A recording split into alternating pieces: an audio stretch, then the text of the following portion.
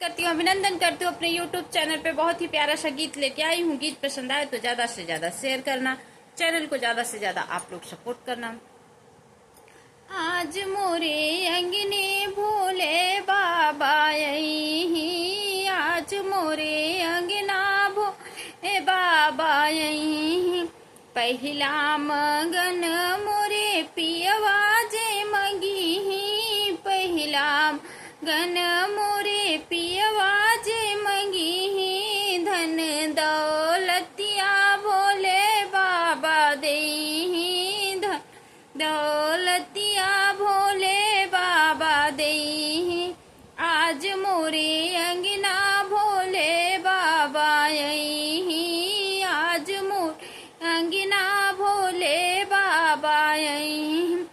दूसरा मगन मोरे बेटा जे मगी, दूसरा मगन मोरे बेटा जे मगी।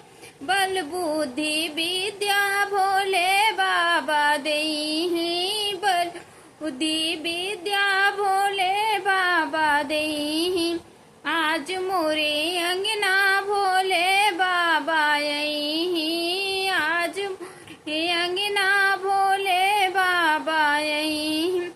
तीसरा मगन मोरे बहुअर जे मगी, तीसरा मगन मोरे बहुअर जे मगी। गोदिया में ललना भोले बाबा देही, गोदिया में ललना भोले बाबा देही। आज मोरे अंगना भोले बाबा यही, आज रे अंगना भोले बाबा यही। तीसरा मगन मोरे बेटी जे मगी, चौथा मगन मोरे बेटी जे मगी। घरे बरे सुंदर भोले बाबा देही, घर सुंदर भोले बाबा देही।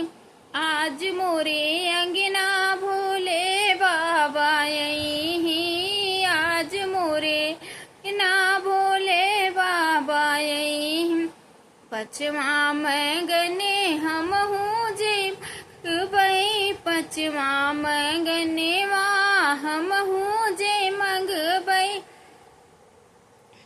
मंगवा के सिंधुराया मर भोले करी, मंगिया का सिंधुराया मर भोले करी। आज मोरे अंगना भोले बाबा यही, आज मोरे अंगना भोले बाबा यही। गीत पसंद आए तो ज्यादा से ज्यादा शेयर करना, चैनल को ज्यादा से ज्यादा सपोर्ट करना। मिलते हैं नेक्स्ट वीडियो में, तब तक के लिए जय श्री कृष्ण, जय श्री राधे।